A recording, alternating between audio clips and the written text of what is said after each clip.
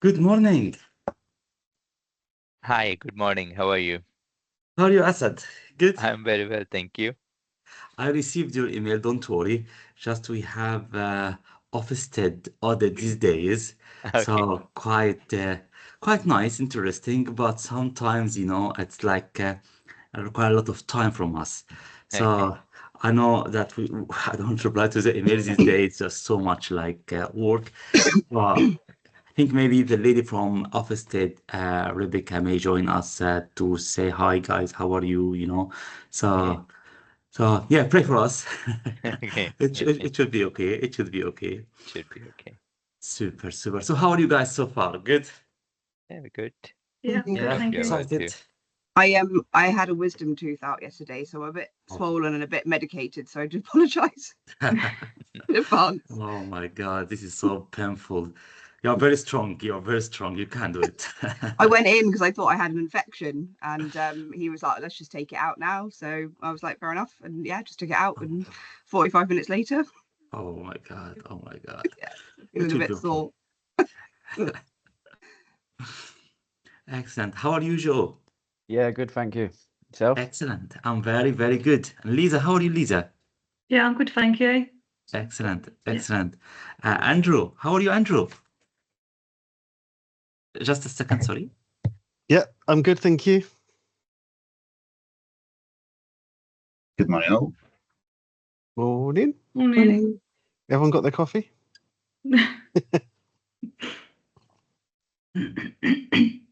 I need to buy a bigger mug so that it can last the full 2 hours. That's a good idea. Excellent. I think that'd be a good idea for IBIS Consultancy to provide us with like an insulated jug A so that we massive can coffee mug. so that all branded and we could all sit here on brand with our giant cups of coffee. I think it's a good idea. I think it's good. Excellent, excellent. We have also here Simon. How are you, Simon? Good morning. Morning. Yes, I'm good, thanks. Excellent, excellent. And Alice. Good morning, Alice. Morning. Everyone okay Excellent. today? Yeah, very good, very good, very excited and very happy to come today. Super, super. We have also Bethany. Beth, how are you, Beth? Yeah, I'm good. So I had to unmute myself. I'm good, thank you. I'm loving the warm weather that's come out of absolutely nowhere. So I'm sitting here and roasting in a little glass meeting room box. But Yes, very excellent. good. Excellent, super, super, super. Here we go. So today, literally, it will be a nice day, and I send you, I think, message on the invite. The group is quite big now. I think we're around 40 or 45. So hopefully, we may need to split this into three different groups because we want to cap the number of group 15 only. The bigger number will be like challenging sometimes for interactions. So I will send you by Monday. I'm sure I just told you, I think we have Ofsted visits, so I'm a little bit busy these days because of Ofsted. But Monday morning, I will send you a link for preferences. So we will have Friday as this. Maybe we have option evening time. We have options of mid of week time. So you can pick your preferred time. And also one of professors will come teach with me. So also if you want me or you want somebody else, so more options will be available to you because it's good to have like 15 guys in class. 40 that's very big number, and maybe sometimes difficult to have engagement. So yep. So here we go. Shall we start? Yep. Yeah. Yes, excited. Super, super. So let me share my screen. Yeah, yes, yes, yes, yes.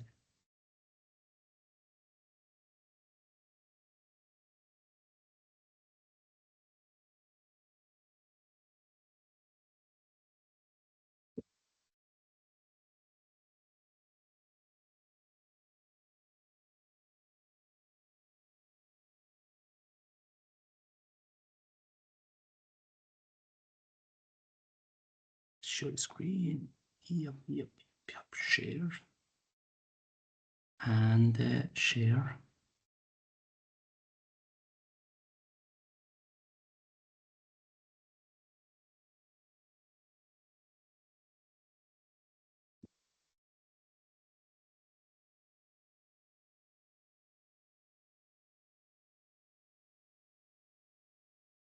Here we go. Can you see my screen?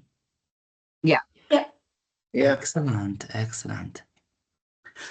So today will be mainly about the program structure and the plan for the PMP, the first qualification project management professional. So if you remember last time we talked about the KSPs, knowledge, skills, and behaviors. And if you remember, I'm sure you remember, we have set of knowledge, set of skills, and set of behaviors.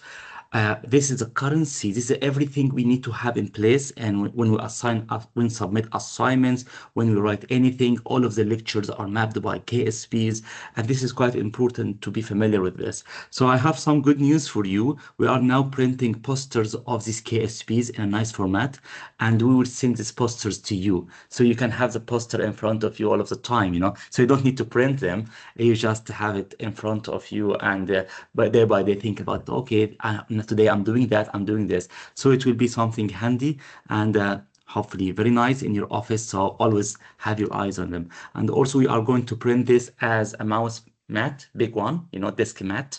So you can put it in your desk like that, and you can day by day think about your skills and behaviors, think about reflection of your skills and behavior day by day. So you can use it. If you can't, if you don't want, that's fine. But we will have this for you just in case you love to have this in your office. So today I'm going to talk about the program structure, PMP, and also we start today about PMP. So we didn't have assignment last week. It was just the quizzes. Today also we don't have assignments, it's just the quizzes because we just started, no assignments. From next week we will start assignments and lovely stuff. So this is because we haven't used Aptem yet, so no need to worry. We just started, so no need to Aptem, no need to anything now. We're just warming up, so everything will be okay. Next week, once the groups become smaller, I will take each group to Aptem, how to do the assignment, how to submit it, and all of these kind of things.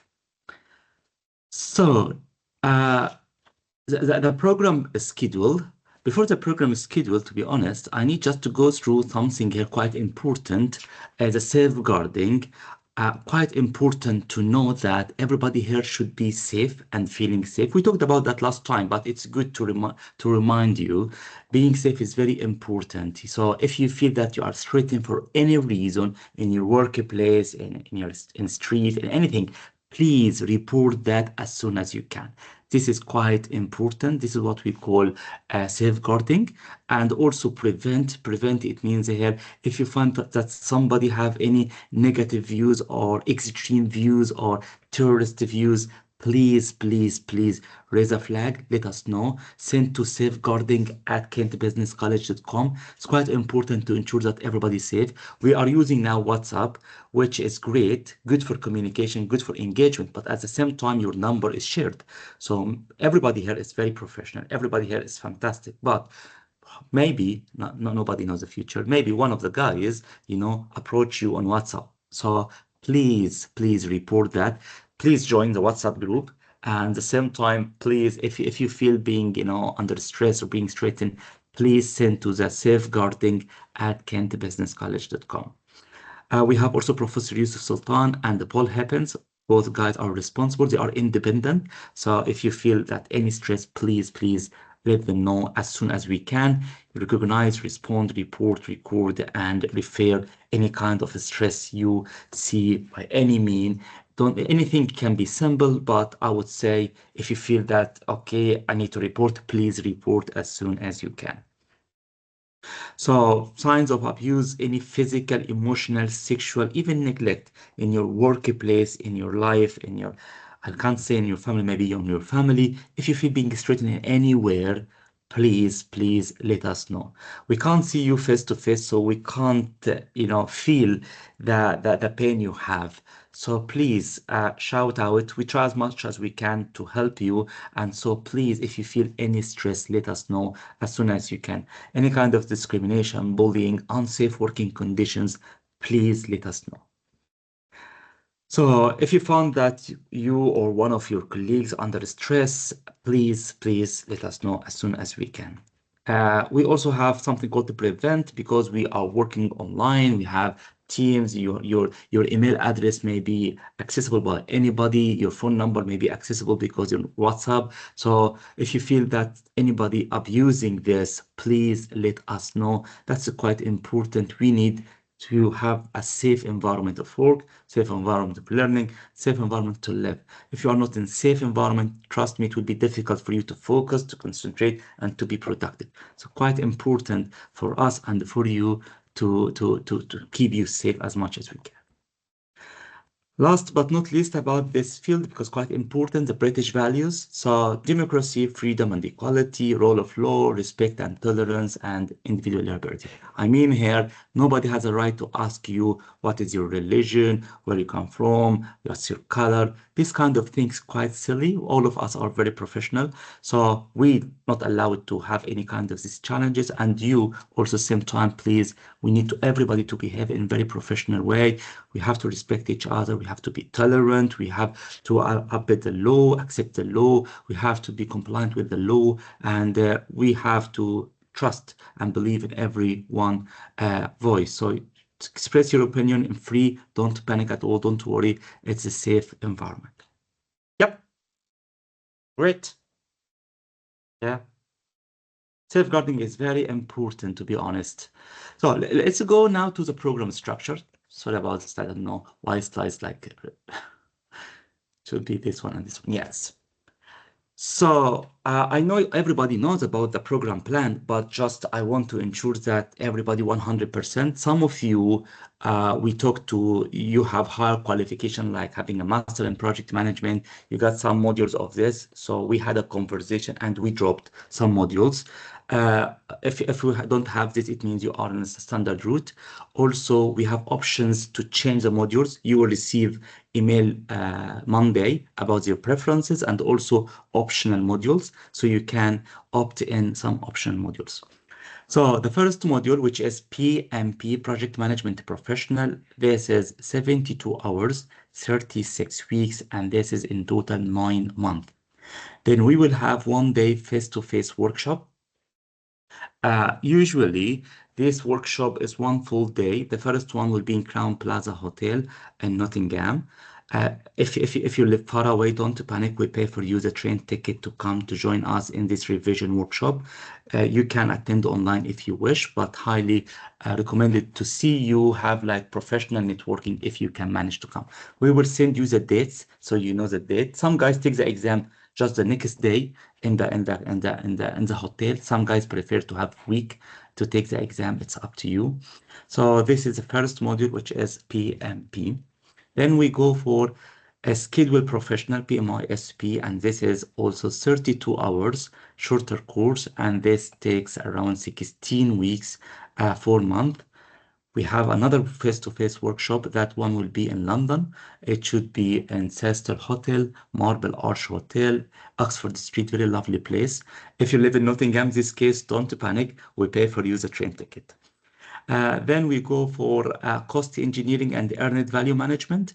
And this is APMG qualification, 32 hours. That will take also 16 weeks. Then we have face-to-face again, and similar, you win this face-to-face, but this one will be a little bit different because we give a space here to take the exam hard copy, if you wish. It means in the same day you take the revision, at the end of the day you take the exam. Sometimes people love that because, you know, I just finished a module, have the revision, we have the right to give you the exam face-to-face. So you take the exam the same day in the evening, you finish it hard copy, and then congratulations. If you don't, that's fine. You can have a couple of weeks to take the exam. Then we go for project risk management, APM level 1 and level 2. The same thing, same story. Project planning and control, the last module, 40 hours. And once you pass, now we have a nice agreement with APM that we don't need to have application for charter professional project. We already now map the whole program with APM. APM, we take the charter by default automatically. Once you pass the apprenticeship, automatically you pass with no any kind of a challenge. Yeah. Just to remind you, we talked about this last time, endpoint assessment is just a report you submit with evidence. We talked about that, about the KSPs anyway last time. So once you pass your endpoint assessment, you take two things at the same time: chartered professional projects and incorporated or chartered cost engineer, one shot, with no exams, with no anything. It goes directly. So literally, this is a very nice deal with APM. Make life very, very easy for you. So you don't need to have interviews with APM anymore. You don't need to have anything with APM at all. Just pass endpoint assessment and automatically you get a chartered designation. Yeah, is it clear now? I think you already know this. Everybody has the orientation day. We talked about that several times before. Yeah, super. So the first module, PMP, Project Management Professional. This one is quite a big one because literally I cover everything in this module. Everything that you can imagine covers this module. Yeah. So PMP is quite a long one. We start first by month number 1, what is project and the project control. I think we talked about that last week anyway. Do you remember the difference between project management and the project control? Yeah, catch up, any idea? The difference between project management and the project control? Management is about decision-making control. That's very interesting. Management and the control about decision making, but somebody helping decision making and somebody is taking the decision, but they are very close. But there's a big difference between project management and the project control. Yeah, project control is providing the information to make those decisions. Excellent, yes. So project control is, I would say, the data scientist, the guy who understands the data, cost estimation, planning, time planning, cost planning, while management goes more to strategic objective, strategic decisions. So we cover both, but we go for a specialized route, which is mainly about schedule professional. By the way, when tomorrow, Monday, you receive the letter, to receive the preferences, you have option to opt in program management. You have option to opt in portfolio management if you wish. And for those who are looking for MBA, also you have option to go for the diploma level 7, but the diploma level 7 will be on the weekend only because it's not part of this. It's free. It is a gift from us, but it's only weekend if you wish to opt in. So you can have these options will be available to you. So project control, yes, about specialize more on cost delivery and cost analysis, cost estimation, while project management is more about leading people, managing environment. So a little bit different, but we need to know the difference between both. So the first month we will talk about the difference between project management and project control. What's project in detail? What's project control in detail? Then we have two different journeys: agile project management and waterfall. The main difference between agile and waterfall. So this is the agile and agile. So we will spend like a month agile and then we go for a waterfall. So anybody know anything about agile? What does mean agile? Have you ever heard about agile project management? Yeah, agile is more about making quicker decisions, whereas waterfall is more process by process, but agile is more you do things kind of all at once, so in sprints and in smaller stages rather than long schedules and non-stages. You like look to the horizon, but these just kind of short sprints to make decisions quicker. Used a lot in things like IT where technology changes quickly, so you need to get to quick decisions and yeah, that kind of thing. You know, Jack, that's very interesting. I can tell you something very interesting here. There is no research. There is no research at all said agile make things quicker. At all. At all. I was a member for PMI Academic Steering Committee. We asked it for £50,000. We paid £50,000 for anyone can get evidence that agile can reduce the time, and no research proved that. It's the same for APM. We had a big a big call for research to claim that. I know it's very popular in the market. People say that. But in reality, it's not. We'll talk about that later anyway. But this is very interesting because this is a common myth in the market. People always say agile to make things quicker. That's very interesting. Yes, I think yes. I think there's also a case of where I've used Agile successfully is where the end users or the end beneficiaries are not fully clear of the detailed requirements up front, and they know enough to get started, but they don't have a clear vision of what they want the end result to be. And so Agile means that you can at least make a start, and basically you can show them something and they can go, yes, we like this, but not this. And we can then tweak, adjust, and then pivot for the next bit.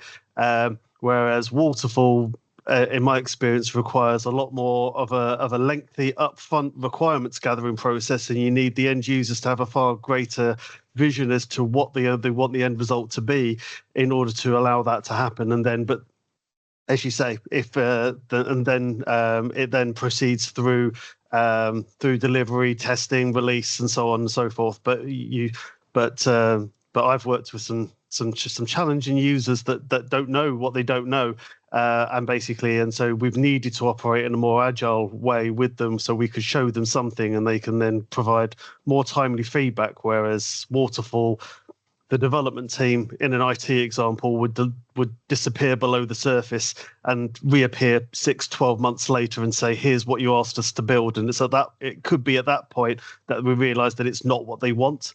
Whereas the Agile enables us to fail faster and learn and iterate and then pivot back. The superstar, excellent. But few things I catch here, but fantastic. I will cover this later, but fantastic, yes. So that looks brilliant. However, I have few concerns, but brilliant. Any other idea what's agile and what's traditional or? Okay, so let me give you a funny example and a very interesting example. Okay, always remember this example all of the course. If you can't see, you can't drive. If you can't see, you should not drive. If you can't see, slow down. See, Jack? If we can't see, slow down. If I can't see, I have to be efficient. If I can see, I can run very fast. If I can't see, I can drive like this. Because what? I can see. Okay? So it's all about if I can see or I can't see. The main problem, I feel I can see, but I can't see. This is dangerous because you drive fast, you can't see, you hit. Same problem if you cannot see, if you can't see and you say, I can't see. Okay, so why you walk slowly? You can't see. The traffic is good, you can't see. Go. Yeah. Is it clear example? Yeah. Let's apply this. So it's all about what? The capacity to see the future. You can't see, drive fast. You can't see, drive slowly. Yeah, okay. So agile is when you cannot see. Only. So if I cannot see, I'm blind guy. Do you think I can run fast or I fall down? What do you think? If I cannot see anything, yeah, I have to, I will do like this. All of the time spent guessing and touching. What's going on? Like this. All of my tools are helping me to see, not to be productive or not to be efficient. Literally, agile is wasting a lot of time and resources because you can't see. You spend so much time to push to see because you can't see. Like driving a bus, you can't see. So ask everybody, come guys, please try to see anything with me. Can you see anything? Yes, yeah. Here we go. Let's like this. But if you can see, guys, sit down. I don't want anybody to talk. Because I can't see. So in agile, it means flexible. It means lean. It means I can't see anything. Decision making is very hard, as Andrew or Andy mentioned now. So we spend a lot of time discovering and exploring the environment because I would say the customer does not know what you are looking for. I don't know what I'm looking for. Nobody knows what we are looking for. Everybody is confused, it's messy, it's complicated, it's sophisticated. So in this environment, the best approach or the best philosophy is agile and the tools of agile. Agile tools, some of them productive, some of them unproductive at all, because you spend a lot of time in agile to understand, to see, to forecast, to expect. The traditional one, I know what I'm doing. Thank you so much. Don't talk. I don't want to waste my time talking to you. Okay, just sit down. I finish the work. Why? Because I know what I'm doing. I have done that many times before. So no need to talk. No need to have a lot of conversation. This is wasting time. Meeting is the most expensive activity in any project. Any project, the most expensive thing is a meeting. Because people salary is not cheap, and people's salary is quite nice. So 1 hour meeting can cost the company 5 grand. So literally the most expensive activity in any project is meetings. So having unnecessary meetings, why? You can see everybody is clear, just drive, shut up and drive, So this is quite interesting to know the difference. And here is a wisdom of project management, when to switch from agile mentality to traditional mentality. So I can't see, now I need to switch the mode to agile mode, which is tools to see. I can see, switch the mode to be efficient and speedy. Don't waste time talking too much. Work from home, keep your focus. In agile, no working from home. You have to come here. We have to meet each other. We have to spend every day time to talk, think, concentrate, focus, elaborate, explore. So they are different in the approaches and philosophy. The clever guys in project management who can switch between agile and traditional. Agile is not only for IT. This is a big myth. It can be in construction. I have some experience with many big companies in construction using agile. Agile can be used anywhere. Waterfall is not only for construction. It can be also for IT. It can be everywhere. A big myth, people say agile for IT, waterfall for construction. That is not true. This assumption is not true. A lot of research evidenced that agile is very good in construction industry, and waterfall sometimes very useful in IT and make projects finish faster than before. Okay, maybe later I will send you some of my papers published in the comparison between agile and waterfall, and see waterfall is much faster in performance, faster in everything, literally because you can't see. Simple.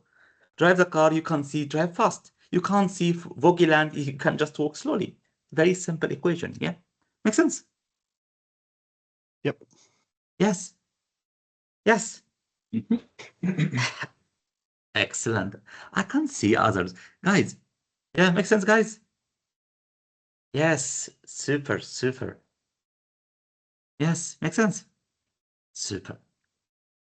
So, in project control, which is planning time, planning cost, in agile is different from waterfall. The tools to plan the time in agile is different from the tools to plan the time and cost in waterfall. That is why we need to have a nice journey to agile land with the tools, procedures, methodologies, approaches, techniques, and they are very different from waterfall, because the philosophy in itself, the main assumption is different. So literally everything is different. Mixing up things can be done, yes, but a little bit tricky. You need to know the concerns if you want to mix both at the same time, because the assumption is different. So literally a lot of confusion may happen. Yes, Lisa. Yes. You raised your hand. Oh no, sorry. I was just saying that I understood the last question. Okay. Super. So here we go. So literally, we will cover first agile, because the science in agile is very limited. So the topics of agile is quite limited, not like waterfall. Waterfall is a sense is a pyramid. So a lot of knowledge and science created. Pyramids 3,000 years ago. So the knowledge and science of pyramids of project management, traditional project management, long. But in agile is quite recent somehow. So we have agile month number 2. We will go for different life cycle, agile mindset, agile tools, and a lot of techniques and tools for agile, different from traditional. Then we go for agile control tools and techniques. Again, all of that very different from waterfall. The most important thing is to apply. So over the time, we want to have evidence that you can apply. You can't apply every tool like that. It depends on the industry, but as much as we can, we need to, test the fruits. So try to use this, try to use that, try to use this, try to use that, and see the results by time. So the first 3 months, month number 1, project and project control, month number 2, agile project management, month number 3, agile control tools and techniques. Then we go for months 4, 5, 6. So months 4, we go for agile teams, agile ground rules. We go for a lot of tools about project leadership and management. Then we go for scope management, cost and risk, and then we go for quality and resource management. We covered that, by the way, last time, if you remember. What is project management? Cost, time, scope, resources, communication, engagement, risk, definitely, quality, yes, communication, So this is all of the knowledge areas. We cover knowledge area by knowledge area, month by month. Yep. So hopefully, because we are quite busy because of the visits of FST these days, hopefully by Monday, everyone finished the compliance, will receive PMI membership. Hopefully by Monday, Tuesday. Once you have the membership, you will have access to the book automatically, PMI book. Okay, so you will have access to the book so you can start reading. So the material here, we have the PEM book, Project Management Body of Knowledge. And we use 2 books, edition 6 and edition 7. We have Agile Project Management also book. So you have now 3 books, and the Kent Business College material. Some of you are very confused. Amgad, you promised me I spend reading 2 hours only a week. Now you ask me to read 3 books in a year. That's too much. 3 books, it means like around 3,000 pages. That's too much. Okay, don't worry. That's why we have Kent Business College material. Okay, so Kent Business College material, we summarize for you all of this material and put it in apprenticeship language with assessment and quizzes, everything in that book. So when shall you have access to that book? This book is per chapter, so you will find it through the LMS. So you will have access to Aptim. Hopefully Aptim will be active for you from Monday.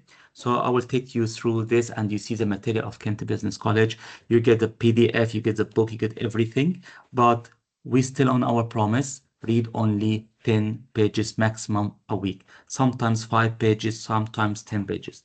Just 5 pages, 10 pages a week you can finish. So you will have access to these books for free anyway, because you will be PMI member. You will get these books, don't worry about that. But if you feel being stressed, don't worry about them at all. Just read the material. The pass rate for PMP with us, 100%. We don't have anybody filled. With me as a person, to be honest, and as IBIS consultancy, none at all. I trained around like maybe 500 guys over 20 years. None failed, so don't worry about that. And by the way, I'm one of the panel of PMI, so I was a guy developing the standard, and I was a guy reviewing the exam, so I'm very familiar with the exam and the expectation of the exam.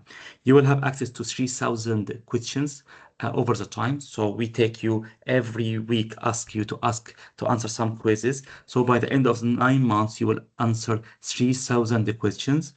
We have quality assurance, so the tutor will check your performance and say, okay, now you can take the exam, because we pay for the exam, yeah? So we want to ensure that you take the exam and you pass, because, if we pay the exam and you fail, who lost the money? Us, So we don't want that. So we will help you to have the 3,000 questions answered by the end of your journey, which means now it's safe that you take the exam. You take the exam, you pass, and congratulations. So this is the PMP. Quite interesting to know. There are some conditions to have PMP, Project Management Professional Credential. So we have something called CAPM and the PMP. The difference between CAPM and PMP is the number of years of experience. So if you are just around 21 years old or 22 years old, I don't think anybody here anyway 21 or 22 years old. So in this case, you may go for CAPM. If you 24 years old or more, you can have PMP. So if I'm below 24 years old, don't panic. You take CAPM, and once you pass 24 years old and 25 years, so in this case, you move automatically to PMP. So the name of PMP or CAPM is about number of years of experience. If you are very young, we can't convince them that you have experience because literally you have only 20 years old or 19 years old. So anyone below 24 years old, we just submit application for you to go for CAPM, and automatically once you can show that you have the 60 months projects in this case, you will be PMP. Don't worry about that. We will help you. The tutor will help you to have this in place. So we have to write evidence that you have experience of 60 months leading a project to be PMP, to take the exam of PMP. If you don't, or your age is quite young, lucky to be young. So in this case, no panic. You will take KPM exam, the same everything. So no need to worry, but just the title be different. This is all thing because of the number of years of experience. Yeah, makes sense? Yes, excellent. Some guys asked us about the PMI, that we are PMI or not PMI. We are PMI, accredited trainer provider, okay? 2024, we are now in process of upgrading this. So you will have access to the portal, and you can see that you get PMI portal. So we are PMI 2025. No need to panic at all. It's because somebody asked me, are you a accredited trainer? Yes, we are a accredited trainer, and you will get credentials of PMI. You can see our name on PMI website that we are PMI accredited training provider. So the exam, I know it's 9 months ahead, but it is good to know the PMP exam. It's optional, definitely. If you don't want to take PMP exam, it's up to you, but we pay for that. So it's a nice experience to have. So the exam is 180 questions, okay, over around 4 hours. It's a very nice journey. It's half day. Okay, so 4 hours is very nice journey. So before you take the exam, we give you 4 mock exams like this, because I want you to be in the same stress. So we will give you 4 mock exams. Please have them in the weekend, because you can't waste half day from your employer's time. This is not now. This should be 9 months ahead. Okay, so this exam is quite easy, challenging. You will enjoy the experience. Everybody will pass. Don't worry about that. But it's a long exam. It's 4 hours exam. It's multiple choice question mainly. Sometimes they give you space to connect the dots, pass or fail, and you get diagnostic report, and this will show breakdown of performance within each of the 3 domains. The domains here is people, because management, process, and the business environment. So 42% of the questions on people, 50% of the question on process, 8% of question on the business environment. So for you, which one is more important for PMP exam? The people, process, and the business environment. Which one is more important? Process. Mm-hmm. Because it has the most questions. Yeah, I agree with that. Yeah. So it's good you are here to know the magic. No, this is not important at all in the exam. Why? Because you have 50%, you have so many questions. So if you fill in few, you can pass. But 8% is very few. If you fail in that, you fail in the whole exam. See? So this is 8%, but at the end, you need to pass in that. So if you don't pass in the 8%, which around 8%, which around like 12 questions or 15 questions only, if you fail in these 15 questions, you fail in the whole exam. Yeah, so business environment, few number of questions. However, this is indication is quite important, because I need to pass this subject. I need to pass this subject. I need to pass this subject. In the exam, you don't know this question is people, process, or business environment. In the exam, you just see questions. And at the end, they will give you a score on the people side, score on process side, underscore and business environment side. The business environment side will be covered mainly in the first months. So the first months we will finish business environment, and so you will be okay, that's fine, it's under control. Yeah, make sense? Yes. I think it is very good to know everything from the beginning, you know. I know some guys say, Amgad, it's too early to talk about that. No, it's not too early. It's good to know, you know. It's good to plan ahead. It's good to know the next steps. So here we go. PMP, what is project? Project versus process. So may I ask you, what does it mean project? Project. The word project in itself, what does it mean for you? Not project management. We talked about that last time. Today, only about the word project.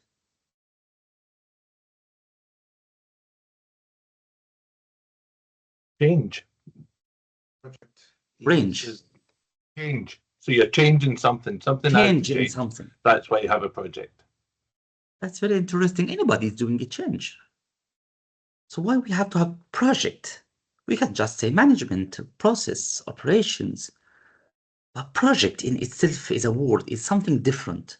It's something that has a change that has a start and an end date. Anything in your life can have a start and end date. It's correct, by the way, you know. But you can say I have a start and end date for anything. It's correct, yeah. But I think something temporary. Temporary, yes. Start and end, yes. But again, the word project has more meaning than that. It's correct. Could be something new to the business. Something new to the business. Yeah, this is very interesting. So novelty is a keyword. Excellent. You must have a definite start and end date with a defined outcome, and is carried out in a controlled environment. Excellent. But I love the word of novelty. This is very important. Okay. So what is the power in the word project? Let me tell you a story, okay? It's not PMP at all. Lovely story. It was in the edition 4 and 3 a long time ago, but now they take it off from the book. But it's a very lovely story. Long time ago, people used to run the business like doing the same thing every day. A little bit improvement every day, but a little bit. We call this philosophy, Deming philosophy, you know, continuous improvement. So every day, try to do things better every day. Yeah. This is called Deming, total quality management, whatever, just-in-time methodology, whatever. It's nice, okay? The main problem we see here is the improvement has limit. The improvement has limit. This is what? This is operations. A guy called Juran, he's a best friend of Deming. Deming is a guy who changed the whole management science and continuous improvement, plan, do, check, act, all of these lovely things we teach every day in management. Juran, his best friend, he said, no, it can't work like that. We need to be more decisive. He used to play karate when he was young, and he believes a lot in belts, black belt, green belt. His way of management is very radical in terms of say, it's bad. Shh, do it again. It's bad here as a mindset. It means for me, don't try to improve the solution, just turn it out and then have another solution. And this is the new definition of the word project. Psychologically, the problem of doing the thing every day, the same thing, but improvement, it's the same thing every day, we have a big problem. Very, very big problem psychologically. Let me give you an example to know what is the psychological problem here that destroy all of the planning concepts. The first day you come to your work, the first day, have you planned for your trip? You haven't been to this place before. It's first time in your life to go to this place. Have you planned for your trip? Yeah, definitely. Have you traveled on time or you go a little bit before just in case? Yeah. Not on time, just in case before, because you don't know the traffic. You don't know anything, you know, something new. Have you used Google Maps or used your mindset or used your memory? Google Maps, yeah? This is the first day, second day, third day, fourth day. Now I know how to go there. Are you planning now for your trip to your workplace? Are you planning? No. Not as much. At all. Psychologically, once we believe we know, we are very blind. Psychologically, once you feel you know, it's done. So the concept of project, it means novelty. You have to believe it's novel. Because if you don't believe in that, you are not going to do a risk assessment. You are not going to plan ahead because you know. No reason to waste my time in these bureaucratic things and routine. You don't need to check Google Maps. You don't need to check anything. And if you check, you just follow the rules, but you don't believe in that. You don't spend real time in that. So the word project has a very important condition for us. The belief it is something new. So I'm building a house every day. Amgad, this is now operation. Yes, that's true. But if you believe that every house is unique because the stakeholder is different, because the customer is different, because of the land soil is different, because of the environment is different, now your mindset will be very different in how you plan this project. Make sense? So project as a mindset, you must believe it is novel by any sense, by any mean, by any way. If you have the mindset, this is not new, I'm making a cake every day. I'm not planning to make a cake because I know how to make a cake. You know, now you will make mistakes. Now you make accident. Very interesting question. Who make accident? New drivers or professional drivers? Statistically, new drivers will never make accident because they know they can't drive, and they drive like this because they are new. Professional drivers, they believe they can drive and they drive like this, having coffee, and they talk to the children and open the whatever. I know because he knows he become blind, he play on the phone. This is dangerous, definitely. But because he believes, he knows, and he or she believes that he can see. And too much confidence like that make him or her very blind, too blind to see, and no plan, no serious planning anymore. And this destroy the concept of project control. Yeah. So having a start and end date is good to know, but this is not the main. The main for me is the novelty. It has to be novel. So what is project? Project versus process, project management, and project management code of conduct. So what is project? Remember KSPs? Yeah. So what is project is to cover K1.2, principles of project control. What is project? To cover organization and business strategies. Project versus process to cover principles of project control, again, project control procedures. What is project management? Principles of project control. The same thing, literally, project management ethics. This is to cover a lot of points on ethics. So project is a temporary, as everybody mentioned here, well done. Endeavor, I love this. Endeavor. Project is not an end, it's a mean to achieve something, to deliver something. The second keyword is unique. So I have three keywords: temporary, start and end date; endeavor, which means a mean, not an end. The third keyword is unique.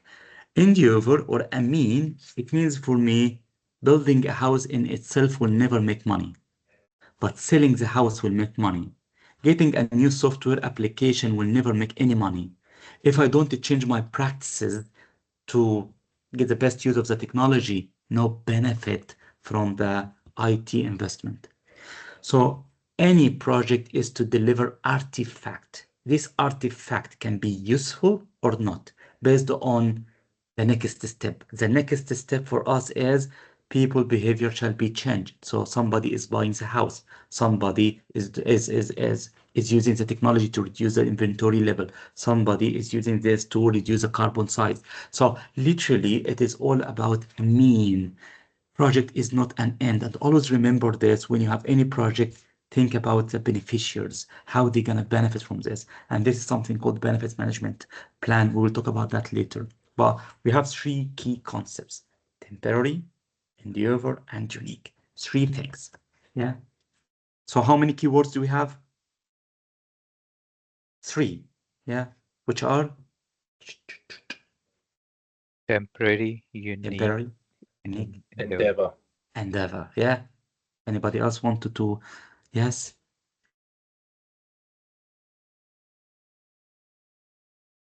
Yeah. The three keywords are Temporary, endeavor, and unique. Excellent, excellent, excellent. So that's very interesting because now I think Andrew or Andy will fight with me now. Project for me, I need to know the scope before I start. That's very interesting.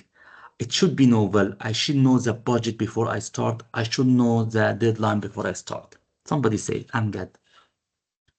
Are you crazy? You told me in Agile when you can't see. Yeah. And now you say project is only when you have a well-defined scope. This is confusing me now. How come you say Agile and the project at the same time? So project, it means you have to have a well-defined scope. Project, it means I have to have well-defined budget. I have to have well-defined deadline. While in Agile, you mentioned that you can't see, and because you can't see, we have to adopt Agile tools. And nobody knows the future. You remember, nobody knows the future. So now this is hypercross. This is very confusing. How come? Anybody has any idea here? I claim that project only when we have this concept will define the scope of the work before you start, when you have a well-defined deadline before you start, when you have a well-defined budget before you start. While in reality, nobody knows the future and nobody can see to the end. Nobody can see from today to the end of the project. Anybody has any idea here? This is puzzling me now.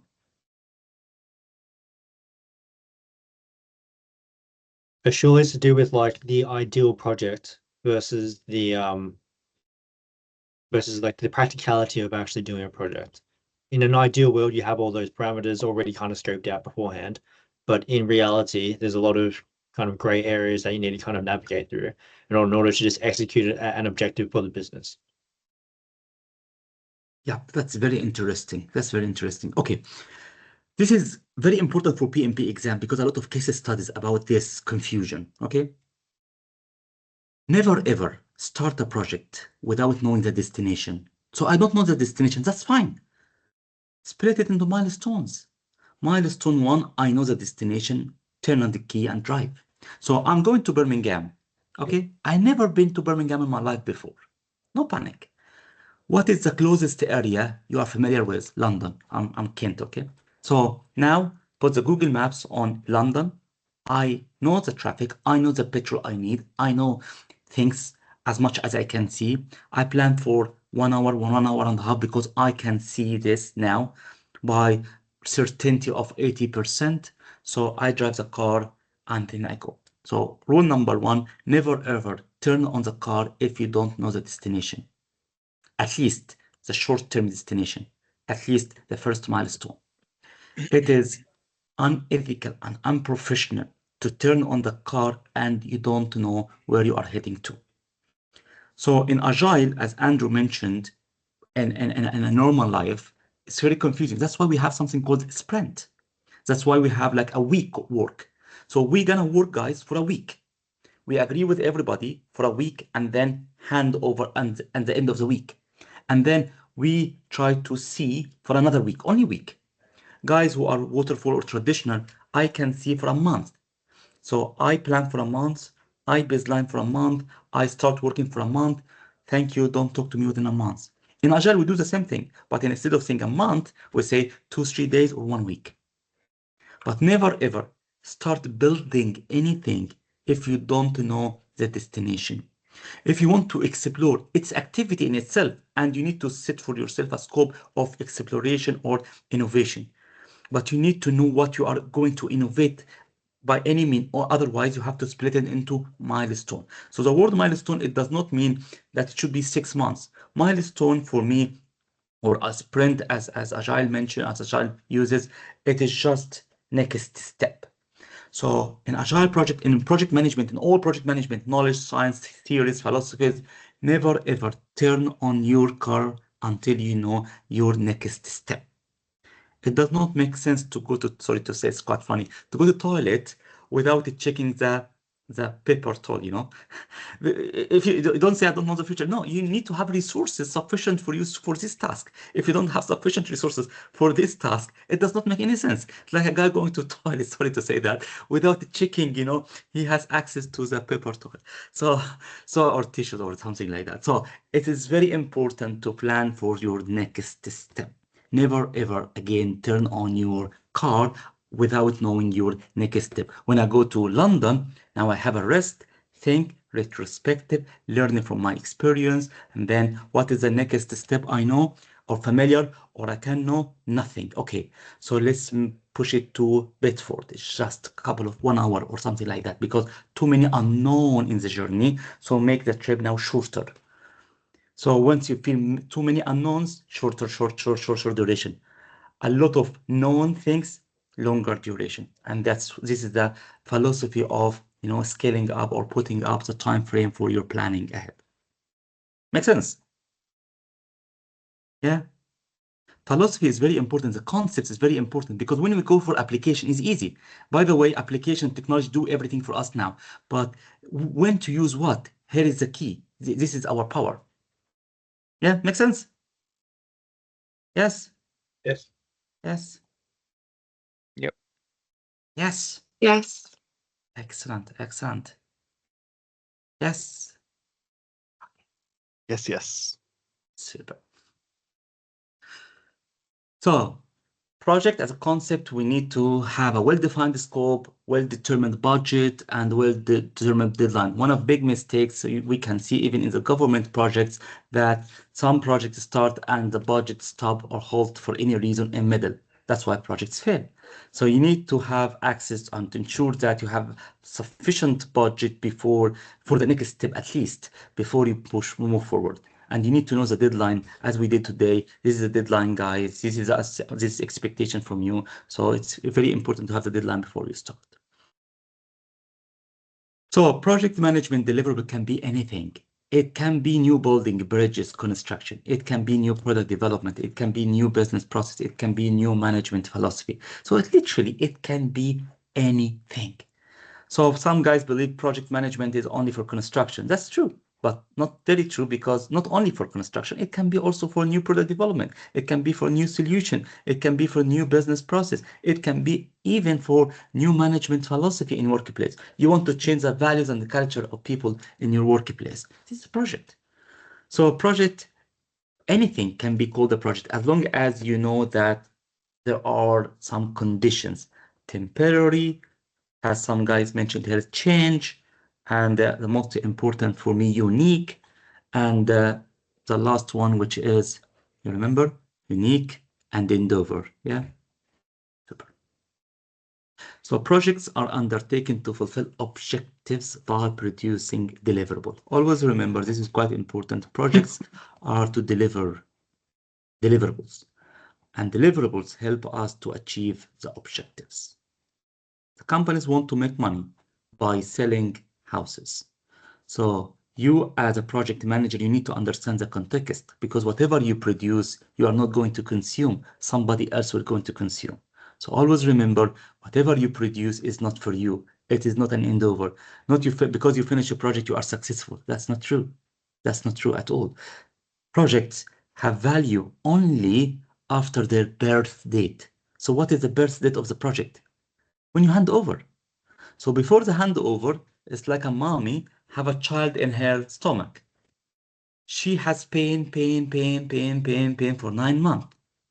Some mommy says, oh my God, this is too much. I don't want this pain. I'm going to kill my child now. Child abortion, whatever. Yeah. And a lot of government projects like this, like HS2 or many other projects.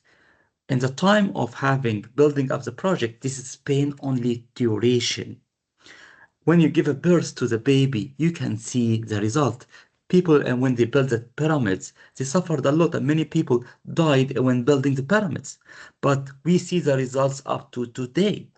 So always remember, the time of building up your project, the time of the project is a pain time for you and for your customer, because the customer is paying money.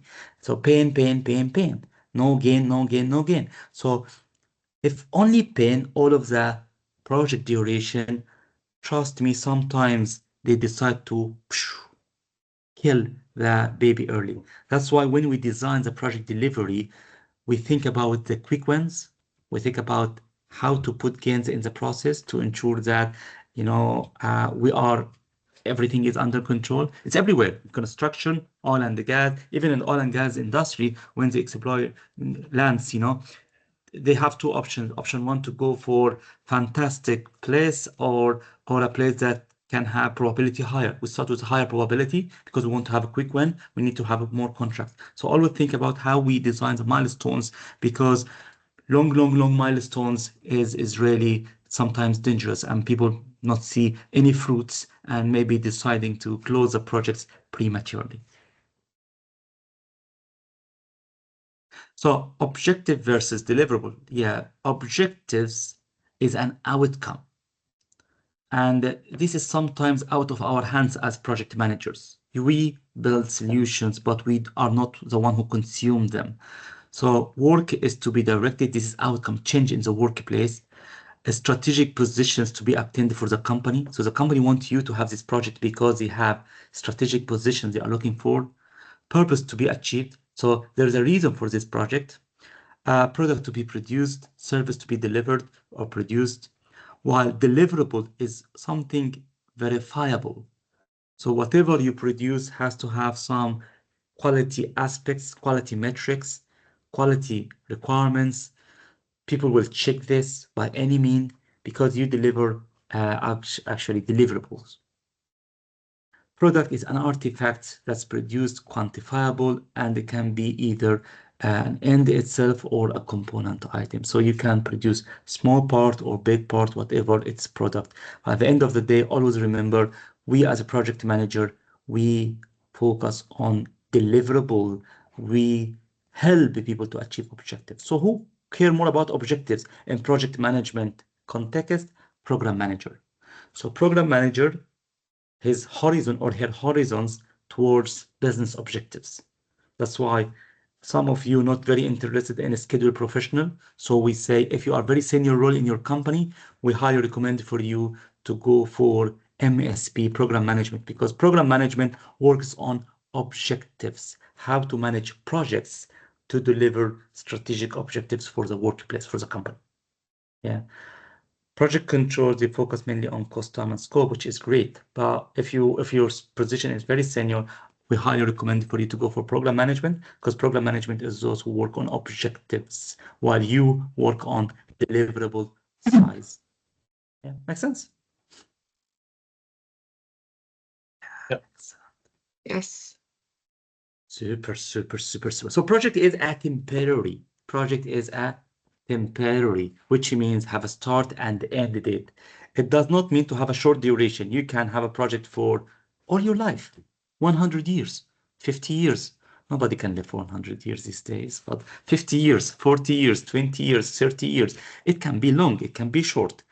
So the project is temporary, the deliverable can exist beyond the project. And this is true, that the gain comes only after the birth date of the project. Birth date, not the kickoff meeting. The birth date is when you hand over the project deliverable. Projects are undertaken all organization levels. So anyone can have a project as long as he has a mindset of projects. Project can involve single or individual groups. So you can have a project by yourself. You can have a project by a group of people. This is called the project. This is called the project.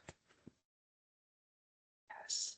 So project and operations, both are similar because both have limited constraints.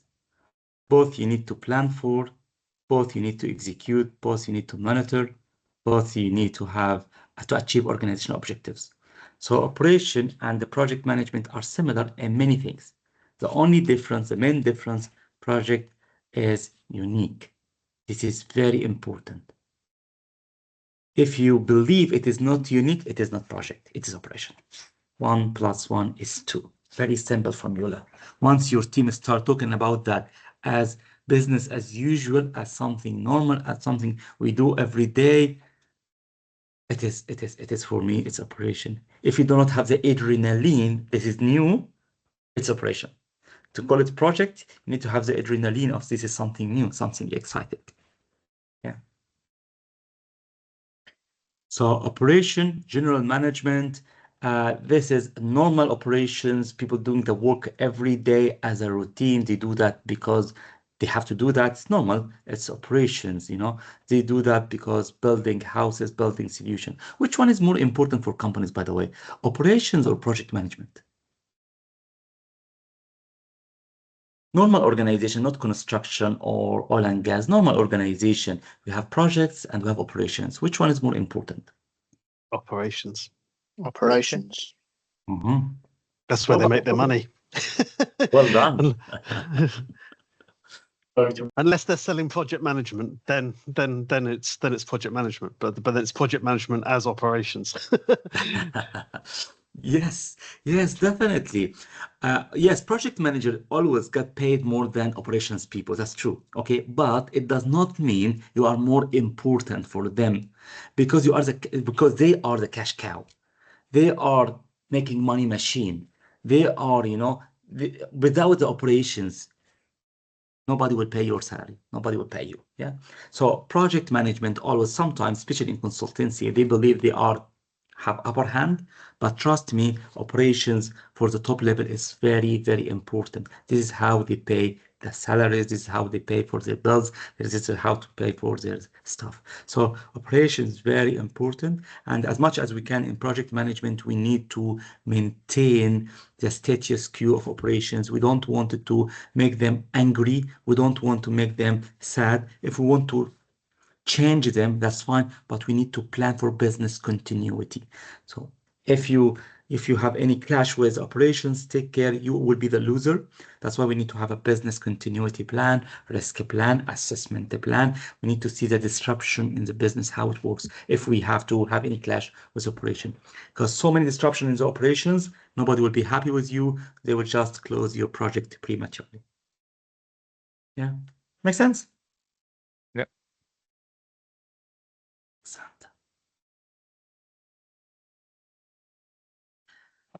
So these guys are concerned with managing transformation input and output. So all of these just basic. Oh, Mentimeter here. Ready, guys, for Mentimeter? Last time, I think Kelly, number 1. Let's see. Go.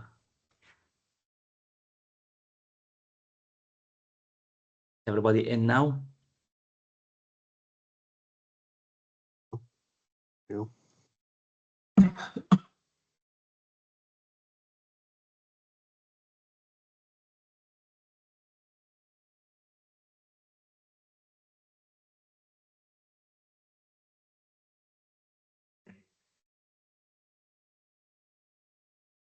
Sorry, I'm good. What do we have to do with this? I wasn't on the session last week.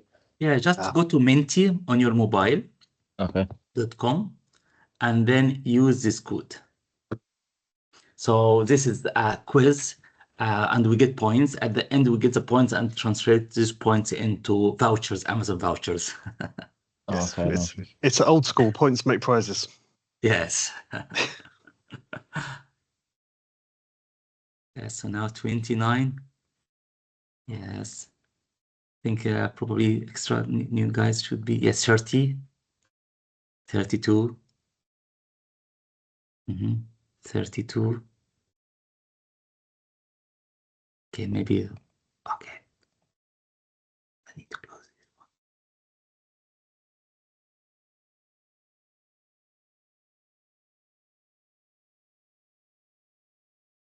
Yeah.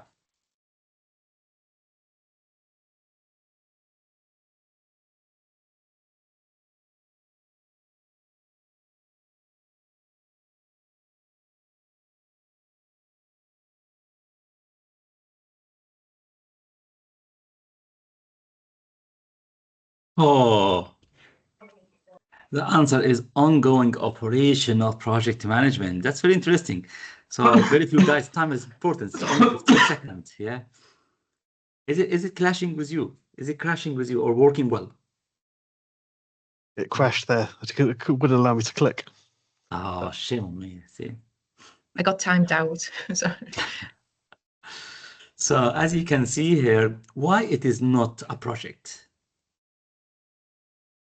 It's continuous improvement of just it's a small task. It will probably take somebody. It's almost like a service request into an IT supplier, and will be completed in about 5 seconds flat. Yes, excellent. The guy is doing this. I didn't feel any adrenaline. They know this is something new. Okay, So as a project management philosophy, you need to believe that it's new. Even if you are doing construction, you know, some guys say, I'm glad we are planning every day in construction. I can say, from my experience, many planners just use all the plans as it is and just makes few amendments and that's it. They don't take it serious to open up their eyes and discover new opportunities or discover new threats.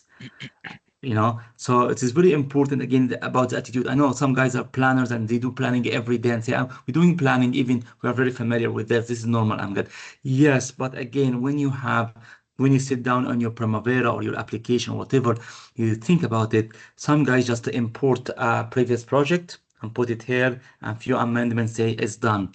Yeah, some guys have been working from home, so you don't do anything for a couple of weeks and then say, this is done. It's just import and export or just duplicate the same project. The problem is because they think it's something normal. So although it's a planner who should be doing project management, project control, but in reality, they don't take it serious because they feel it is safe or it's too safe to think or it's too safe to plan ahead. They don't want to plan because they say, okay, that's fine. We are very familiar with that, so no need to have this anymore.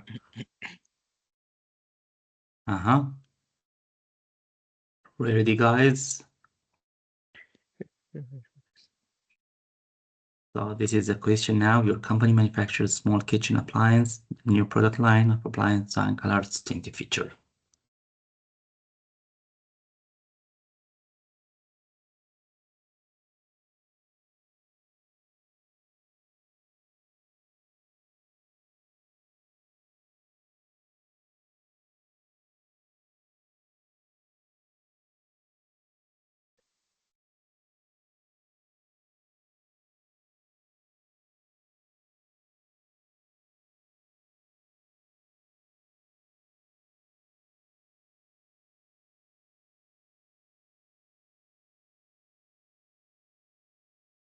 Excellent, excellent, super.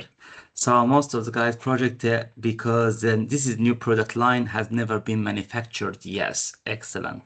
So the question was here, you are building something new to the market. So now hopefully the leaders know this, it's something new in the market. So they have the concept and mindset of being new in the market. This is something new.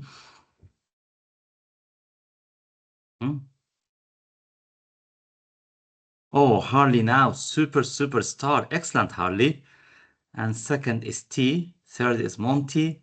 Then Beth, well done. Russell, super. Kelly, super. Steve, Sarah, super, guys. Superstar. Excellent. So we started, by the way, in the introduction, so we are not getting the big stuff, getting the big things. It's still, we're building up the basic concepts of project management.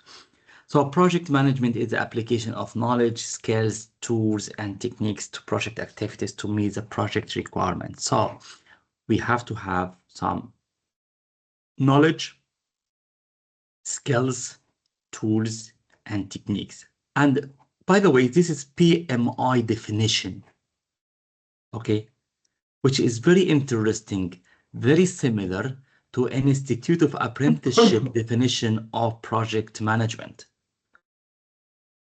So if you look at an Institute of Apprenticeship definition, it's the same thing, KSPs, knowledge, skills, and behaviors. And the PMI definition is the same thing. Project management is application of knowledge, skills, and tools. So literally the same thing. But here just they say tools and techniques. But in Institute of Apprenticeship, we put something called behavior. So there's no big difference between the standards here and there, to be honest. At the end of the day, you are aiming for delivering project requirements. And this is an interesting point for me. Do we know the project requirements? Anybody know what does mean project requirements here? When somebody says project requirements, what does it mean for you, the word project requirement? Is that the sort of the critical, oh, sorry. Yeah, go ahead. I was just wondering if it was like the critical factors that have to be delivered. So it's a detailed explanation of the outcomes of the project or a task. Excellent.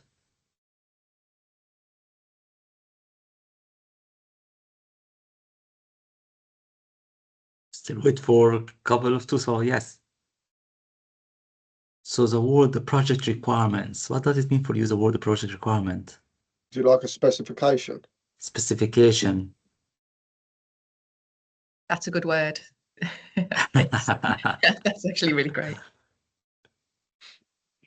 Any idea the word, the project requirement? If we don't know the project requirement, definitely you are going to produce something not for the purpose, you know, because you don't know the requirement. But it's not only specification. That's why I'm waiting. So specification is correct, but not sufficient for me. Yeah, everything. Facilities and resources. Resources, yeah. Meeting expectations. Meeting expectations. Specific So needs. maybe more of a people thing. People thing. The deliverables. Deliverables. I was going to say objectives rather than deliverables. Is what you're aiming for. Yeah, delivering that we are aiming for. Specific needs. Specific needs. Also, I can tell you something very interesting. This is far alarm. That's fine. Something very interesting. We had this debate before, okay? Scientifically, we had a big debate about this. Which one? What does mean project requirement? Some guys believe specifications, as I think most of you mentioned. Some guys believe as a client requirement or client definition of specifications, you know, the design of the product. What I found something very interesting, this study was over 200 projects. So I had a project study on 200 projects, okay? The finding was very interesting. It is not about the project deliverables. It is correct, one of the factors. So nobody misunderstand me. It's correct, project deliverables in terms of scope. But I would say the significant factor in the story is the time. The time of deliverable. In many projects, you may produce the right thing in the wrong time, which make it useless. So requirement for me, it means the time. Somebody said the resources well done, the budget, and the third one is a scope. So we have scope, time, cost, as we know.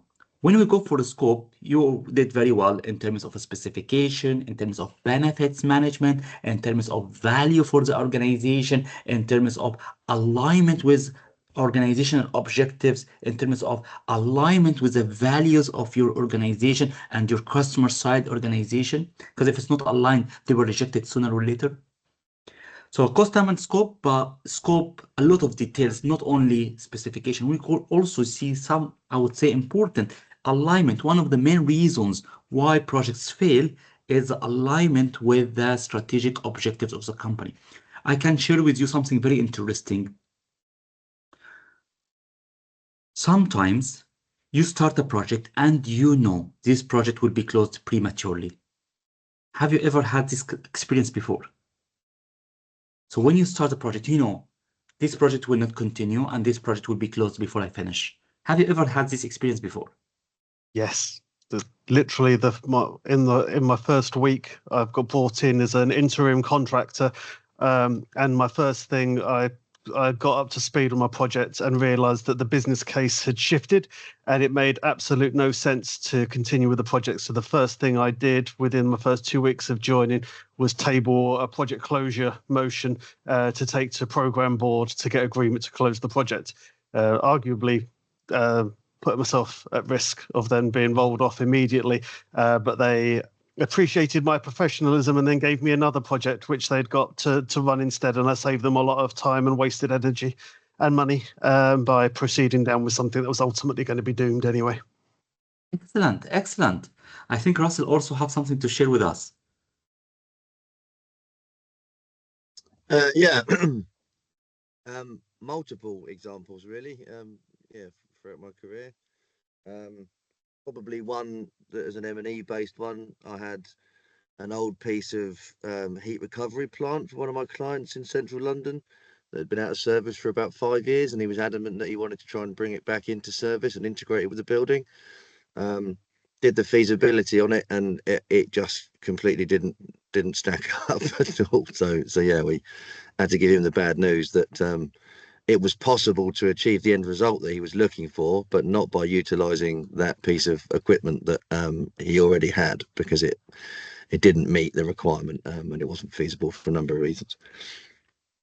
And that's why I agree with both of you, to be honest. The point is, if you can't see the future of your client, if you cannot see the future of the government, if you cannot see the future of your clients, your employer, your company, the government, that is really, it will be difficult for you to see the future. HS2, for example, for me, built to fail from the first day, because there is no owner from the government. The government wasn't owning it so much. So from the beginning, I can't see it's aligned with the government agenda from the first day. And because I believe, at least, it was not well aligned with the government agenda, I know sooner or later it will be closed. It is recorded here, but I can share some experiences. You can see this in public, but I'm not talking political. I'm just talking about my professional experience. Okay. During the COVID, so many hospitals opened, but not running anymore, just empty shells now, because it wasn't part of the government agenda at all. It's not aligned with the values. And this is very important early warning indicator from the first day. What is the values of this client? What are the values? What are the strategic objectives? The real one, not the written one, the real one. What are the main driving factors for decision making? If there is a clarity for you and for the client and stability in the environment, definitely the project will be easy run. It will be okay. But if you feel 100% whatever you do is against or not consistent, not working well with the values, with the objectives of the company, the government, the political parties, it depends on the side of your project, to be honest, that's very interesting, it's very important. So project requirement, it can be seen as just the specifications of my project. It can have a bigger view, which is a specification that has a value in a context in a future. It can be seen that a specification that has value in the future, but aligned with the objectives of your company and your customer side company. It's also important to see that from the timeline perspective, it can be very valuable if it is finished within this government before the next government, within this governance structure before the new election board. It can be very good with this client because now the rules say this, So I can give you a very funny example. Now carbon programs are doing very well in the whole country. Why? Because this is part of the government agenda. We can see change in the landscape of the political environment in these days, everywhere in the world. So maybe some projects about environment may be suspended very soon.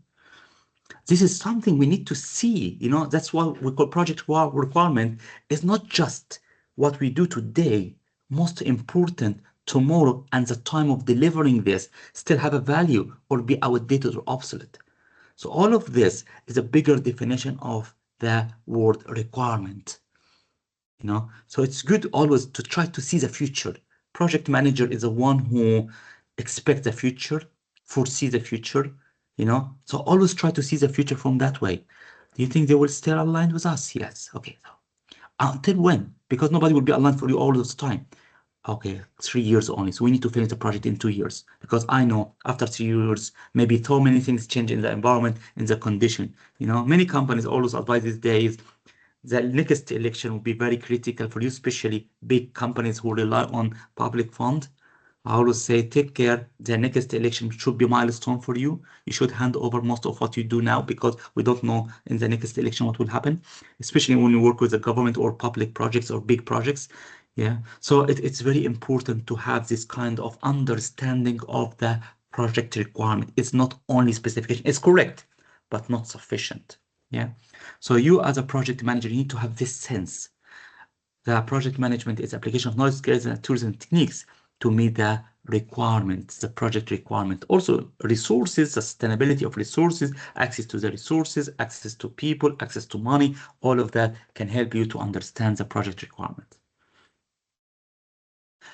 So project management knowledge, and this is the standard. We have the standard of project management, the PMBOK, Project Management Body of Knowledge, the main book, edition 6 and edition 7, other guides. And we have the PMBOK, which is the main source we should study from. We don't need, because we have Kent Business College material, but this is what you need to know anyway. This is the official book. Based on that, you can customize and tailor methodologies, tools, techniques, and customize processes. And methodologies can be branched to tools and techniques, something like critical path method or earned value method. Literally, project management is, by default, is not one size fits all. And this is very important to know. Whatever I'm teaching in the lecture, it has to be tailored. By the way, IBIS Consultancy, or myself as experienced consultant, my job was mainly to tailor the project management methodologies and frameworks for organization. And we do the same thing for apprenticeship free, okay, because it's part of the apprenticeship now. It is mainly how we can apply this in your workplace, how to tailor this in your workplace. And that's why we are here. Myself and all of the tutors are well trained to help you to tailor and to customize the methodology in your workplace. So probably next week, when you start to have the assignments, our first assignment is what is project management in your workplace? Not this week, okay? This is next week assignment. So when we go next week, I will talk about this in detail, but it will talk about what is your current project management methodology, frameworks, tools. So I want you to establish connection between the what we teach and what you have in your professional life. And then we take this as a starting point, how to improve that in the future. This is literally what we do as professionals, as consultants. We understand the as-is of your project management, and then we set a plan for you to improve your project management methodology in your workplace. At least on personal side, you can't change the whole company, but you can work on yourself and in your team. Yeah. Make sense, guys? Yep. Yes. Super. Yep. So PMBOK is a knowledge within the professional project management. It's a very comprehensive book. I was personally involved in writing that book. Honestly, we spend a lot of time, a lot of workshops. This is written from the book, but I can tell you as an internal person working for PMI for ages, this is very big one. They invest a lot of money. For me personally, just myself, I took from PMI $100,000 and just having one section in the book, which is the benefits management. Can you imagine how much they invested? Not only a very big pool of researchers and practitioners around the world to build this fantastic book. It is fantastic, to be honest. It had a lot of knowledge. So they consolidated a lot of publications, academic research, professional practitioner experience in that book.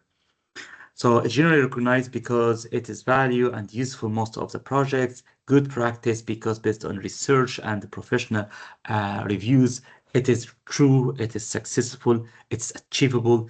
Good does not mean the knowledge described should always be applied in an uniformly way. So always we have to tailor this. And this is our role as a consultant here, as a trainer, as supporting you. I'm not here to teach you project management only. That's not true. Absolutely. It's not a university here. Here, our job is to help you to apply project management to improve your project management practice. If we fail in this, not you. I fail in delivering successful apprenticeship. So for me, successful apprenticeship does not mean just you have the knowledge or you get the PMP. For me, the most important thing is you can apply and you see the fruits of this work. PMBOK is a guide, so it's based on the standard for project management. It's American standards called ANSI standard. It is descriptive more than being prescriptive. So it explains how we do the work. It does not say what you should do, because should do is based on the time. Agile is correct in a certain time, while waterfall is correct in another time. A lot of tools is correct based on the time. Decision making is all about time. Remember about communication, information, relevance of the information based on the timing. So this is, I would say, the wisdom of management. Anybody can know management, but few people can apply management. Sometimes say you have to be strong. Sometimes I say you have to be humble. So yeah, it depends on the situation. It depends on the environment. So sometimes say you invest. don't invest. It again, it based on the environment and situation. So nothing is correct in everywhere, anywhere. Nothing is incorrect everywhere and anywhere. It's all based on the context. So the guide itself is not a methodology. It's very different from Prince2. Prince2 just the steps. If your company is not Prince2 adopter, in this case, Prince2 is useless. I have very good connection with Axios. Anyway, I used to work for Axios. It does not mean Axios is bad. Axios is fantastic. Okay, I love it. But I'm talking about scientifically, Prince2 is a methodology. This is how they define themselves, just the steps, which is not bad. But you don't know why you do these steps, just the steps. Project management, PMP or PMI is standard, which is more about concepts and understanding. It has some steps, yes, but we believe in PMI that nothing can fit all sizes. Every organization has its own flavor. So it's mainly about the concepts, trends, consideration for tailoring and project management process, and the information on how use tools and techniques. So PMBOK is not a methodology, quite important to know that. So don't try to impose all of the tools in your workplace. You can't.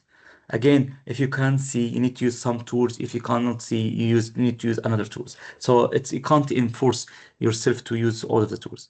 Methodology is a system of practice, techniques, procedures, and rules used by those.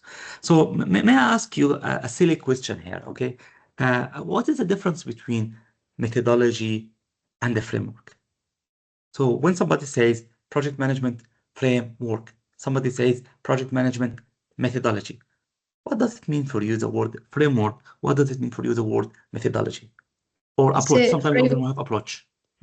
Framework could be the standard, the structure, and then the methodology is how you go about it. Adhering to the standards, ABCD, for example. Something like that.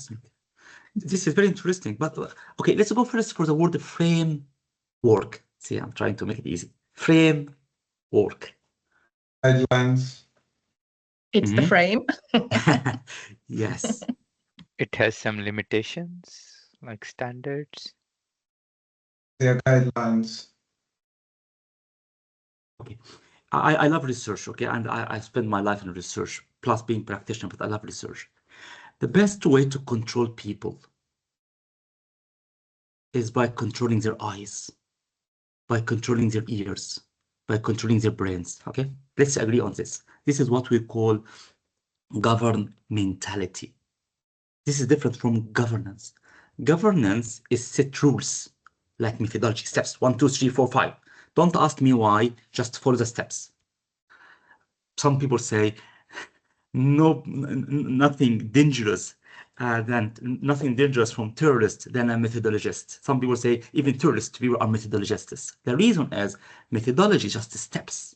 You need to follow the steps. That's it. Believe or not believe, it's not up to me. It's up to you. It's just go. Steps. Follow the steps. Framework is very different. Framework, I control your eyes, your ears, and your brain. How? By establishing tools. How? By setting definitions. So I define the word for you. What does it mean the word scope? What does it mean the word project? What does that mean the deadline? So I'm building up concepts, definitions of things. So now I control how you understand. Guidelines. But guidelines alone is dangerous because guidelines now is methodology. But guidelines with philosophy, with way of thinking, with type of reports. Remember the last time when I say how we structure the reports? Based on the structure of the report, I can influence how you think. You remember last time when I say the guys have a report starting with a strategy, vision, and then at the end the cost, while the guys have a report to start with the cost, time, and then the vision. Those has a report to start with a vision, have decisions more towards the vision, while those who has a report to start with the cost, have decision more about the cost.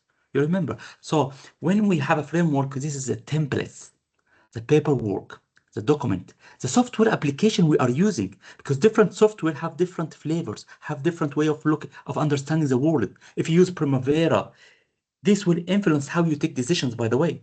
If you use Microsoft projects, this will influence how you understand the world, because your access to the world is a software. is how the reports are generated from the software. Sometimes we don't look at some information because it's not very accessible to us.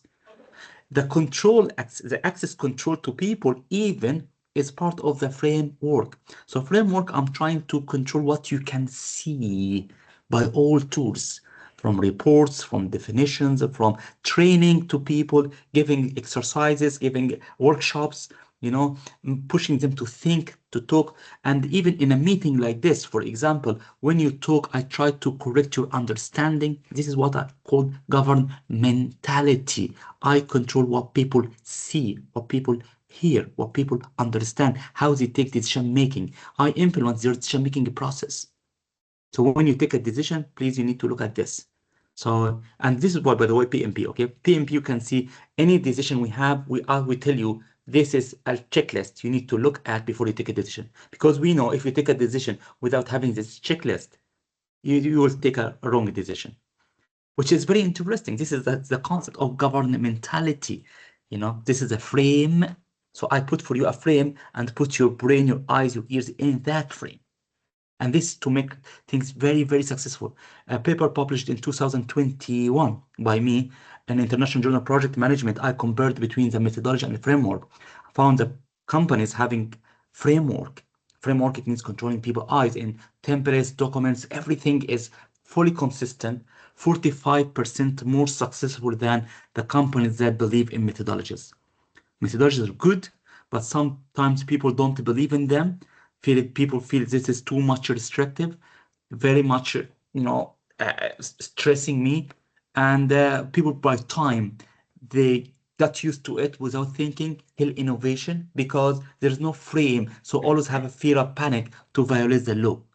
While in framework, there is a space of freedom because I control your brain, I don't control your muscles. So I want you to innovate in my framework. I want your innovation to be in my land, in my area. So all of us are consistent in how we create up new ideas and innovations. While in methodology, innovation is disaster because now you are out of the herd and this is bad. I want you to follow the steps. Anything different, I cannot accommodate that easily. Some companies have a framework and methodology at the same time. That's absolutely correct, good. But when the methodology and framework are fully aligned, her productivity is a top. Yeah. Yes, Louise. Yes, Louis. Louise, yeah. Louise I have no idea why my hand was up, so I'm just excited to be here. So. Oh, excellent, excellent. So makes sense now, guys, about framework and methodology? Yeah. So it's good to start think about that in your company, in your workplace. Do you have a framework or a methodology? And how can you draw the framework so you can play with the framework? Because if you see the borderline for your way of thinking, now you can push it further, or you can help them to push it further. Because by the way, we create frameworks for people who don't know. And this framework can be a reason why these companies lose projects, because the values, norms, culture there, because all of that framework. So all of the values created in a wrong way and indeliberate, which means can be wrong, can be bad, and this can make the performance very bad because the values are not the best. So framework is about things like this. This is different from, I would say, methodology. Methodology is not useful at all. Methodology is sometimes very strict to change. Make sense? Yeah. Yes. Yep. Only 1, 2, Yeah. 3, 4, Yes. 5. Excellent. Yes. Yes, super, super. Excellent. Super. Excellent, excellent. So tailoring techniques, yeah, we have to have the specific methodology recommendations out scope of this guide. Don't worry, this is the scope of apprenticeship. So PMI does not tell us how to tailor this. It should be gathered from outside. However, we do that for you. So IBIS Consultancy is a consultancy company before being apprenticeship provider. We have like 20 years building up PMOs and TMOs for companies, but now we do that part of our apprenticeship. So it should be developed by experts, purchased from vendor, obtained from professional associations, and acquired from government agencies. having said that, we will do that part of the apprenticeship anyway. We will tailor for you your framework, your methodology, and this is the exercise you do with tutor every week. So now let's move to the code of conduct, the ethics, code of ethics and the professional conduct. We have two different types. So may I ask you about ethics? What does mean ethics before we just go in detail? Ethics. If you are ethical, then you do things the right way. And a little bit like my example where I go in and I see that the business is going to waste a lot of time and money and energy if they didn't close the project down early. And basically that's an ethical thing. I've known other project managers know full well that they're on a contract day rate and they spent 6 months doing something, then they got a 6-month extension to undo everything that they've just done. And they've just taken the money and walked away, and that's not ethical behavior. So it's having some kind of a moral compass in your soul. You can have bad ethics as well. Yeah, that's true. Yes, ethics is overarching. I think it doesn't necessarily mean it's a bit like quality. You can have good quality and bad quality. Okay, this is very interesting. This is very interesting, Andy, because a nice paper published by Ben Flavor. This is the most cited paper in the history of project management. Okay, why projects fail? Because project managers lie. Project managers are big liars. And now a big question mark. Is lying acceptable or not acceptable? And now there's a science of lying. It's a science, okay? How to lie, because what we can see from statistics, people lead senior and strategic projects, big, massive projects, are fantastic liars. They can lie very, very nice, you know, very, very smart. Nobody can catch them. I always believe in something called the pass the ball. I'm not sure you have ever heard about the passing the ball strategy. Project manager uses to do that. Passing the ball is very common strategy with project managers, which is have the ball always in the middle of nowhere, so nobody can be responsible for this. So if you come to me, the ball is not with me, it's with Andrew. You go to Andrew, Andrew says, the ball is not with me, it's with Simon. Simon, oh, the ball is not with me, it's with Asad. Asad says, oh, the ball is not with me, it's with Russell. So the decision at the end is what? Nothing. Nobody is responsible. And this has happened a lot in the public projects. And we can see in public projects what a lot of investigation found that project manager from the beginning deliberately put wrong estimation to time and cost because they want the bill to be passed. If he is honest from the first day, he knows that the government or the public will reject the application from the first day. So he designs a plan to hide some information in a way to show that the project to be passed. And so when it's got done, the government has to keep funding it because public face, we have to protect the reputation of the government, and the government will be abused and pay. We will, when we go for cost, you can see some public projects 10 times the planned budget, 10 times. So they planned for £1,000 and they ended up by £10,000. Do you think the project manager are idiot? No, they are very smart in putting a bill like that from the first day. Yes, Russell. I was going to say it's a bit like poker. I don't know if anybody plays poker. You've put a lot of money in the pot and then you're overcommitted, right? Yes. Then you carry on chasing it because you don't want to cut your losses because you're already committed, even though you know it's a bad thing to do, but you do it anyway, and then you lose all your money. Yes, true. I agree with you. It is bad, as Andrew mentioned, but always remember this is good advice from you all of the time. Not because you are vegetarian. The tiger will never eat you. So you know it is a common practice. Project manager lie. I'm not teaching you to be a liar. Okay, I'm telling you to take care of that and to understand. You know. Not because you are a good man, as Andrew says, people are doing bad practice and they are unethical. It means that, you know, you need to understand that some people are good, some people are bad, and this is in real life. We don't want to lie, but at the same time, we need to understand, you know, how it works. And we need to know, sometimes we plan for the fine. This is really interesting. When you go for cost engineering, we talk about this. We plan for the fine. Can you imagine? So I know from the beginning, I will not finish on time. I will not finish on budget. I know. And I know how much I pay fine. And I can see the fine, the total fine I'm paying is less than the profit I make. So in total, I make money. So from the first day, I know I'm not going to finish on time because the size of the fine I'm paying is much, much, much less than the profit I make. So literally, it's a quick win situation. It's just to go and accept to pay the fine from the first day. It's interesting, yeah? And this comes to the next point. We need to separate between moral and ethical behavior. They are not the same. Moral is what you believe, good and bad. I believe in something good. I believe I have my own virtues, which is great. However, not everybody should comply with them.